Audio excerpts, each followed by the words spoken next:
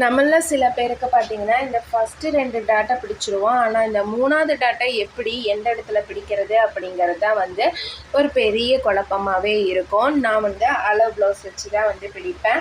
அளவு ப்ளவுஸ் வச்சு பிடிக்கிறீங்க அப்படின்னா, நான் உங்களுக்கு சொல்லித்தரேன் பாருங்கள். ஃபர்ஸ்ட்டு ஷோல்டர்லேருந்து ஒரு 1/4 இன்ச் நம்ம வந்து ஷோல்டர் ஜாயின் பண்ணுறதுக்கு வந்து விட்டுறணும்.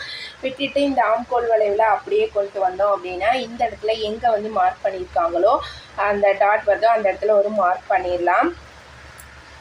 இப்போ பார்த்தீங்க அப்படின்னா அப்படி இல்லை அப்படின்னாலும் இது 2யும் நம்ம வந்து இப்படி ஒன்றா இணைச்சோம் அப்படின்னா நமக்கு இந்த சைடில் ஒரு மாதிரி ஒரு வளைவு கொடுக்கும். இந்த வளைவுலேருந்து இப்படி எடுத்து இப்படி கொண்டு வந்தோம் அப்படின்னாலும் நமக்கு அந்த பிளேஸ் வந்து வந்துடும்.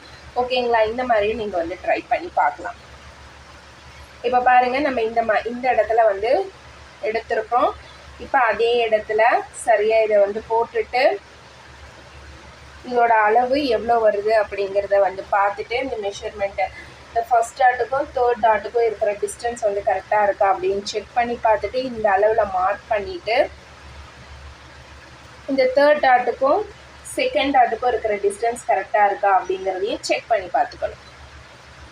இந்த மாதிரி ஸ்டிச்சிங் சம்மந்தமான நிறைய விஷயங்கள் தெரிஞ்சுக்கணும் அப்படின்னா நீங்கள் நம்ம சேனலை வந்து ஃபஸ்ட் டைம் பார்க்குறீங்க அப்படின்னா மறக்காமல் வந்து சப்ஸ்கிரைப் பண்ணி சப்போர்ட் பண்ணுங்கள். இப்போ வந்து டாட்ஸ் பிடிச்சாச்சு. இந்த பிடிச்ச டாட்டை இப்படி போட்டு பார்க்குறோம் அப்படிங்கிறப்ப நமக்கு கப் சைஸ் சரியாக வருதா, இல்லை வந்து ஏதாவது மிஸ்டேக் வருதா, அந்த ஷேப் முதல்ல கரெக்டாக நமக்கு உட்காருதா அப்படிங்கிறத வந்து செக் பண்ணி பார்த்துக்கலாம். தேங்க்ஸ் ஃபார் வாட்சிங்.